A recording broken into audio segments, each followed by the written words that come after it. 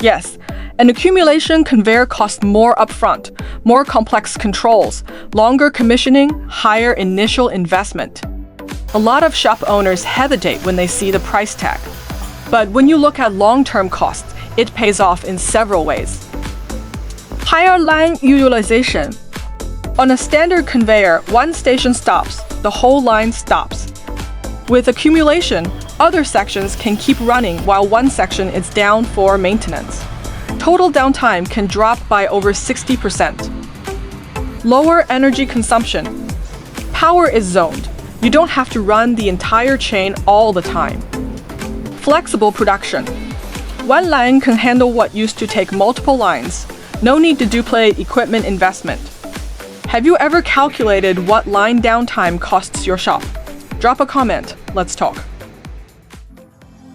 摘要 Together we color the world.